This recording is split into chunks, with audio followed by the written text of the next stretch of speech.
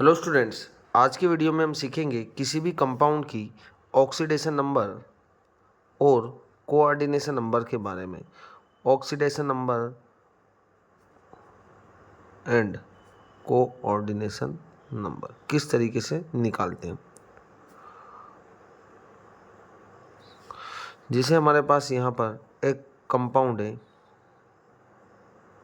NiCO4।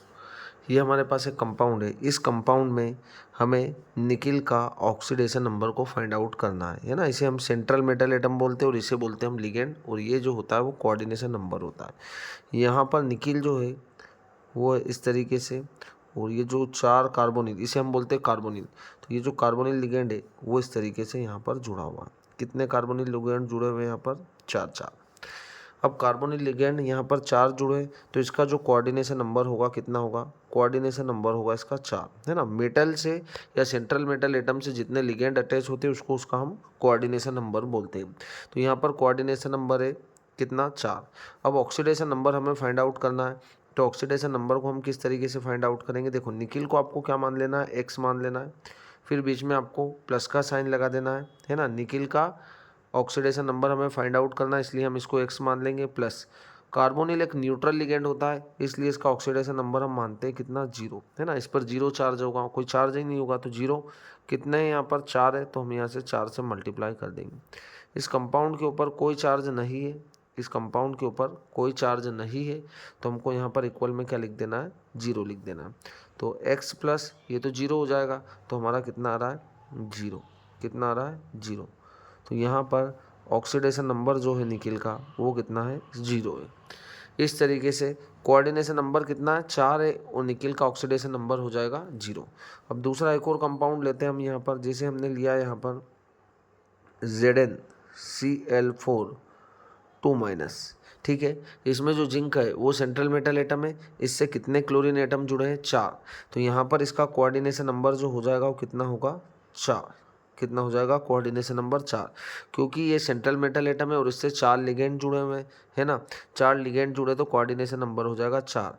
अब oxidation number कितना होगा इसका वो हम यहाँ पर फाइंड आउट करते हैं। जिंक को हम एज्यूम करेंगे X प्लस क्लोरीन जो होता है उस पर -1 चार्ज होता है, तो क्लोरीन पर होगा -1 × 4।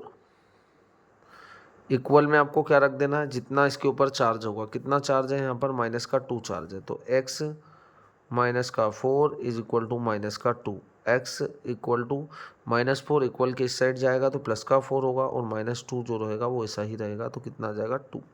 मतलब यहाँ पर ऑक्सीडेशन नंबर है वो जिंक का वो कितना है? +2 है।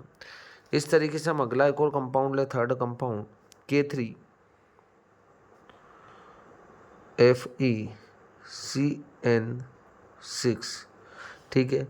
ये कंपाउंड जो होगा इसमें कितने लिगेंड जुड़े हुए हैं? 6 लिगेंड जुड़े हुए हैं। 6 साइनाइड आयन किससे जुड़े? आयरन से। इस तरीके से जुड़े हुए हैं, है ना। यहाँ पर Cn अटैच है, Cn अटैच है, ये Cn है, और यहाँ पर Cn है। ये 6 Cn आयन्स क्या है? यहाँ पर आयरन से अटैच है ना, कोऑर्डिनेशन बॉन्ड के थ्रू। नाइट्रोजन क्या है? यहाँ पर लोन पेयर डोनेट कर रहा है, और यहाँ पर जो सेंट्रल मेटल एटम है, मतलब आयरन जो है वो सेंट्रल मेटल एटम है, इसके पास वेकेंट d ऑर्बिटल होते हैं। ये क्या कर रहा है? यहाँ से नाइट्रोजन से लोन पेयर को एक्सेप्ट कर रहा है ना। ये जो होगा हमारे पास, इसे हम बोलते हैं क्या? Central metal atom. और जो Cn है, ये जो 6 Cn आयन्स हमको दिख रहे हैं, इन्हें हम बोलते हैं लिगेंड। क्या बोलते हैं? लिगेंड। और ये जो होगा ये होता है ल्यूइस एसिड। क्या होगा? ल्यूइस एसिड, क्योंकि ये लोन पेयर क्या कर रहा है? एक्सेप्ट कर रहा है, और लोन पेयर जो एक्सेप्ट करता है उसे हम बोलते हैं ल्यूइस एसिड। और ये क्या कर रहा है? लोन पेयर डोनेट कर रहा है, तो इसे हम बोलते हैं ल्यूइस बेस, ठीक है। तो लिगेंड होता है ल्यूइस बेस। अब हमें यहाँ पर देखो कोऑर्डिनेशन नंबर निकालना है, तो कोऑर्डिनेशन नंबर कितना है यहाँ पर? कोऑर्डिनेशन नंबर हमें दिख रहा है यहाँ पर 6 Cn जुड़े हैं, तो हमने लिखा 6। ऑक्सीडेशन नंबर हमें फाइंड आउट करना है। पोटेशियम का होता है 1, पोटेशियम पहले ग्रुप में आता है, इसलिए हम लिख रहे हैं 1। कितने पोटेशियम है यहाँ पर? 3। फिर बीच में आपको प्लस लगा देना है। इसका हमको क्या मानना है? X मानना है, क्योंकि ये सेंट्रल मेटल एटम है, इसी का हमें ऑक्सीडेशन नंबर निकालना होता है, तो इसको हमने X माना। प्लस साइनाइड के ऊपर होता है -1 चार्ज। कितने साइनाइड है यहाँ पर? 6, तो आपको 6 से मल्टीप्लाई कर देना है। इस कंपाउंड के ऊपर कोई चार्ज नहीं है, तो आपको इक्वल में लगा देना है 0। 3 + x - 6 इज इक्वल टू 0, तो x इज इक्वल टू आ जाएगा 3। मतलब यहाँ पर ऑक्सीडेशन नंबर आ रहा है, ऑक्सीडेशन नंबर आ रहा है कितना, 3। कितना आ रहा है, 3 आ रहा है। इस तरीके से आप यहाँ पर ऑक्सीडेशन नंबर और कोऑर्डिनेशन नंबर निकाल सकते हैं। एक लास्ट कंपाउंड हम और ले लेते हैं यहाँ पर, जैसे हमने लिया CONH3 6 और Cl3। ठीक है, यहाँ पर कितने लिगेंड जुड़े हुए हैं, 6 लिगेंड जुड़े हुए हैं, तो यहाँ पर कोऑर्डिनेशन नंबर जो होगा वो 6 होगा। और ऑक्सीडेशन नंबर कितना होगा वो हम यहाँ पर निकालेंगे। कोबाल्टो को आपको क्या मानेंगे, X+। अमोनिया जो होता है वो न्यूट्रल लिगेंड होता है, तो कितना लिखना है आपको यहाँ पर, 0 × 6 ब्रैकेट क्लोज, फिर प्लस का साइन लगाना आपको। एक क्लोरीन का होता है माइनस का 1। कितने क्लोरीन है यहाँ पर, 3 क्लोरीन है, तो आपको 3। कोई चार्ज नहीं है, कोई आवेश नहीं है इस कंपाउंड के ऊपर, तो आपको इक्वल में लगा देना है 0।